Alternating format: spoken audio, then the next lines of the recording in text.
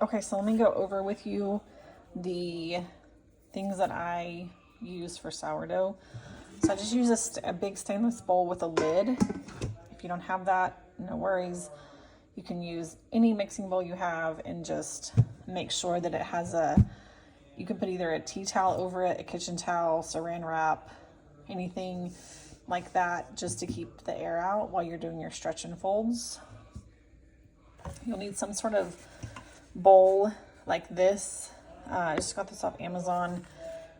Bannatyne, I don't really know how you say it.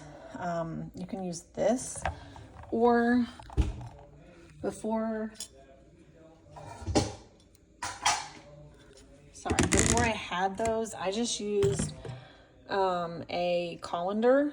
So I just went to the dollar store and got a colander. Either one will work just fine. So either or.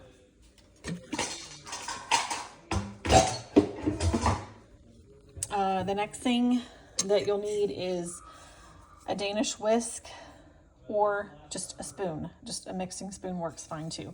So I got the Danish whisk, the Bannatyne, and the little razor blade to score. I got all of that just from Amazon. Before I had any of this, I just used a knife to score it, so that works fine. And then again, before I got the Danish whisk, I just used a spoon, and before I had the Bannatyne, I just used a colander. So all of that works fine as well. You'll want some sort of thermometer to stick inside to tell the temperature of the dough. I shoot for it to be around like 200 to 205, 202 to 205 range. Your alkaline water, couple options on salt. So the recipe I uses quite a bit of salt, so you'll go through it pretty quickly if you're baking a lot. I was just using Morton sea salt, and then I got some San Francisco gray sea salt from Amazon and really like the taste of this in the sourdough. I think it adds just a nice little flavor to it. So not a necessity, any salt will work. But the San Francisco gray sea salt from Amazon, I just got it, so I just keep it in a little container. When you do your bulk fermentation on a counter, you'll need some sort of container to put it in.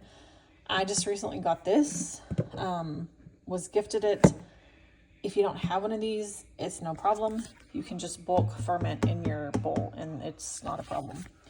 You'll need some sort of parchment paper, and then you'll need bread flour. So I just leave it all in just a container on my counter. I like King Arthur bread flour, but use whatever bread flour you want to. Again, in here is just all purpose. If you forget that and you put bread flour in here, it's not a problem.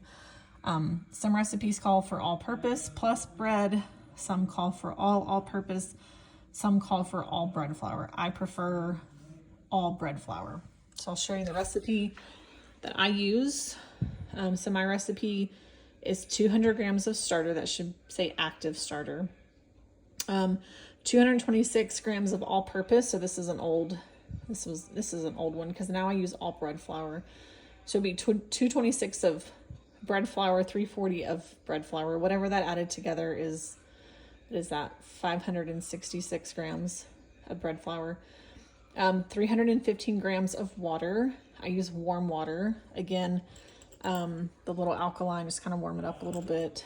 It doesn't matter if you forget, no worries. And then 2 teaspoons of salt. So my salt, again, I was just using the regular sea salt. Now it's the San Francisco gray sea salt that I like. And just 2 teaspoons of it. I don't weigh it, I just measure it.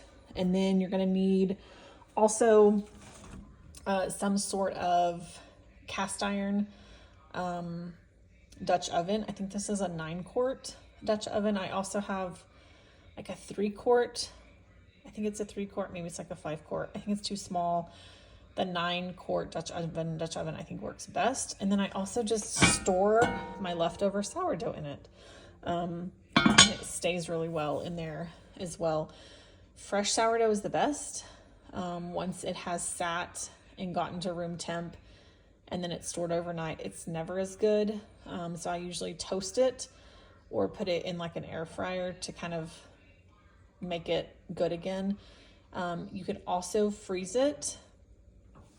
And if you freeze it, you can like dunk it in water or kind of like run some water over it and then reheat it back up in your Dutch oven and it's good as new. So the next video I will show of how to mix everything together.